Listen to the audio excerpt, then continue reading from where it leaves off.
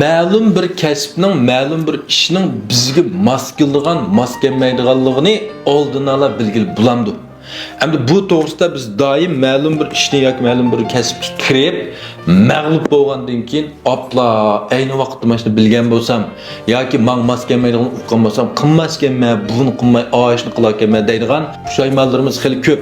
Undaqda mana shuni oldin ola bilgil bulamdi, faraz qilib bulamdi. Albatta tamoman bo'ladi.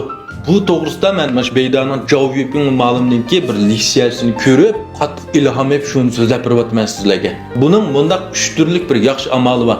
Navbat mana shu 3 shartni siz to'liq hozirlab qolsangiz, siz to'liq tushsa, sizni tabriklayman. Butun hayotingizdagi mangulik bir chiqish nuqtangizni, nishoningizni topgan bo'lasiz. Bir umr mushkasini qilsangiz, siz chuqur muvaffaqiyat qozona olasiz, pul topa olasiz.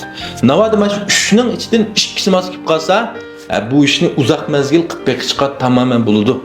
3 ning ichida birini qanoatlantirib qolsa, hamda bir mezgillik, vaqtlik ish topolmaganda meni qilib turaymi ya men bir mezgillik ma kasb bilan shug'ullanib boqaymi deb sinab baqsaq yana bo'ladi.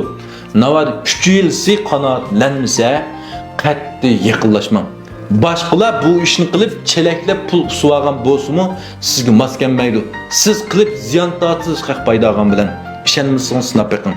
Bu 3 shartning birinchisi men tutib beqib, bu ishni siz haqiqiy yaxshi ko'ramsiz, chin dilingizdan yaxshi ko'ramsiz. Zodi mana shu ishni qilsam bo'ladi, oz pul topsam men mana shu ishni qilib bir xo'shalik topa olayman deb o'ylamsiz. Eliq bir gap bor, o'zing yaxshi ko'rgan kasbni qilsang, mangu xizmat qilmaysan deydigan bekor chiqqan gap emas.